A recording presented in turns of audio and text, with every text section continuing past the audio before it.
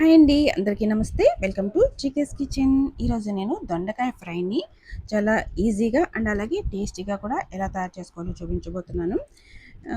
Fry కర్రీస్ని సాధారణంగా మనం lunch బాక్స్లోకి చేసుకుంటూ ఉంటాం కదా.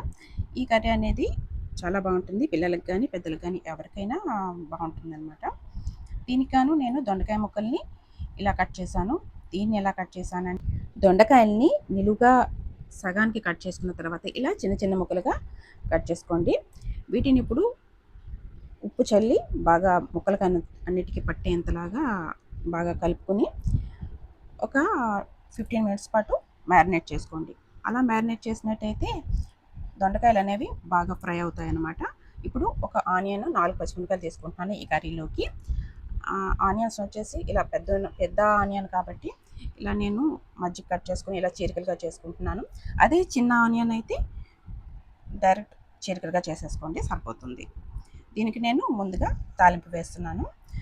తాలింపు పచ్చెనపప్పు, మినపప్పు, ఆవాలు, జీలకర్ర ఇవన్నీ వేసిన తర్వాత మంచిగా వేగిపోతాయి కదా. ఇవి వేగిన తర్వాత ఎండుమిర్చి, కరివేపాకు వేసుకోండి.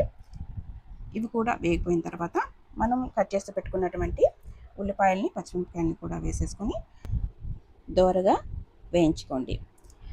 మన ఛానల్ని కొత్తగా చూస్తున్న వాళ్ళు ఎవరైనా సరే ఛానల్ని సబ్స్క్రైబ్ చేసుకుని అలాగే ఒక లైక్ ఇవ్వడం మాత్రం మర్చిపోకండి. మీరు లైక్ చేసినట్లయితే నాకు ఎంతో హెల్ప్ చేసిన వాళ్ళు అవుతారండి, నన్ను ఎంకరేజ్ చేసిన వాళ్ళు అవుతారనమాట.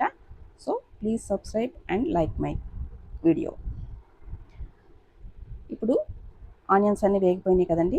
ఇలా కట్ చేసి మ్యారినేట్ చేసి పెట్టుకున్నటువంటి ఈ దొండకాయ ముక్కల్ని కూడా వేసేసుకొని బాగా ఫ్రై చేసేసుకున్నాం.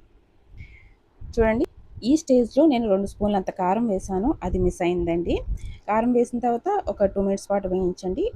అలా వేగిపోయిన తర్వాత నేను కర్రీ పౌడర్ వేస్తున్నాను. ఈ కర్రీ పౌడర్ ఎలా ప్రిపేర్ చేశాను అనేది నెక్స్ట్ వీడియోస్లో వస్తుందండి, చూడండి.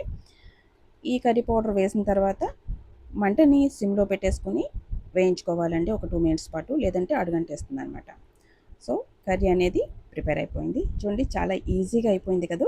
మీరు కూడా తప్పకుండా ట్రై చేయండి, చాలా బాగుంటుంది ఈ ఫ్రై. మరొక మంచి వీడియోతో మళ్ళీ కలుద్దాం. Thanks for watching.